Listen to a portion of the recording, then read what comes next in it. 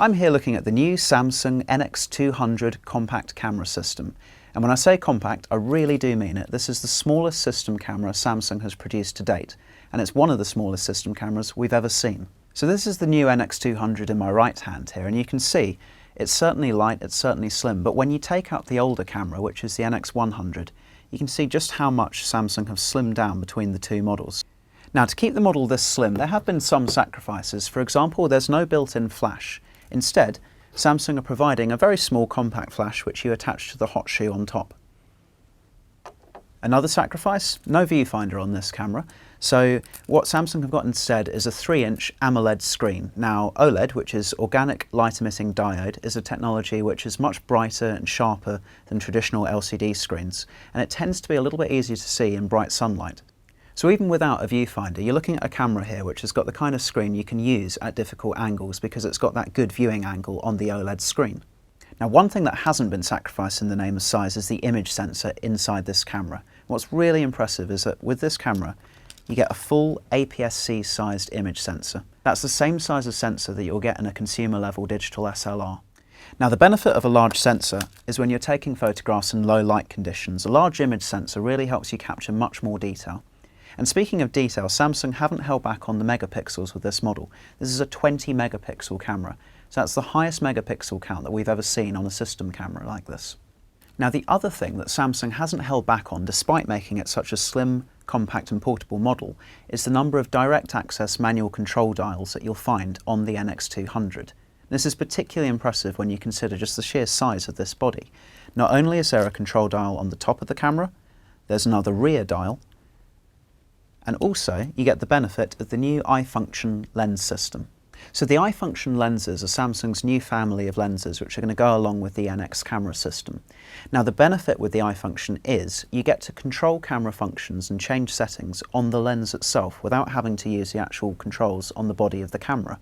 So here I am in full manual control mode. Now, what I can do is by tapping the iFunction button, I can toggle one of the control selections. For example, here I am on shutter speed mode. Just by tapping that button once, I can then vary it by adjusting the ring around the lens. So here I am changing the shutter speed on the lens itself. I could also change the shutter speed using the dials on the actual camera body, or change the aperture on the dial on the reverse, for example, or select aperture change using the iFunction button. So depending on whatever function I want to change, I can control it with the lens itself or on the camera body.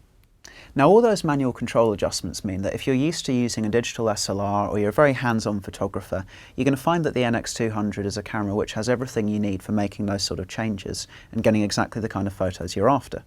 However, if you're experimenting with your pictures and you're having fun and you want to try some of the art filters or scene modes, there are plenty of options on this camera. So you can adjust for sunsets or you can have a grainy effect. But one that I quite like is they've got this fun magic frame mode. Now, what the magic frame mode does is it sets your picture up within a frame. For example, here's one where that frame is effectively the front cover of a magazine. So whatever it is that I'm picturing gets pasted onto that magazine cover. So if you're photographing a friend who feels particularly glamorous, you can put them right on front of a magazine where they belong.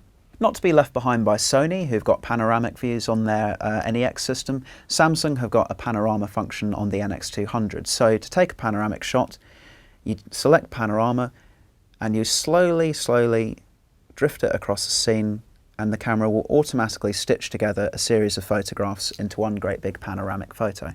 Now, another style of taking panoramic shots you can do with this camera is by taking a vertical panorama. So what you can do is in exactly the same mode, selecting panorama, you sweep upwards slowly and the camera will automatically stitch together a vertical panorama. Now, this isn't a particularly interesting room to do that in, but if you imagine you're in the Sistine Chapel, then you've just created a very interesting photograph there. Another panoramic mode that they've got is 3D panorama. So with much the same technique, the camera takes a series of photos and it captures different depths. So it puts them together to make a 3D image. Unfortunately, you can't see that on this camera itself. You'll need a 3D compatible television to do that. So there's no shortage of shooting options if you're after still photos. However, Samsung have still got plenty up their sleeve with a full 1080p HD video mode. So you can capture crisp video in AVC HD using the NX200.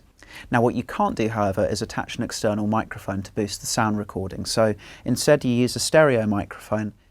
So as you can see here in front of me, Samsung are growing the range of lenses that you can use with the NX system. Now there's going to be more coming out throughout 2011 to build from the ones of 2010, and Samsung say that all of their lenses from now on are going to have that eye function, so you can make manual adjustments using the lens itself. Now the lens I've got attached to the camera right now is the 20 to 50mm kit lens, so this comes packaged with the camera, and you can see it's not a particularly chunky lens, so you've still got a fairly portable thing there. However, if you want something that you can really fit into a jacket pocket, one of the things you could consider is this 16mm lens. So this one, a pancake lens as it's called, will make it a really portable option once it's put on the NX200. For our full first look impressions, check on at which.co.uk.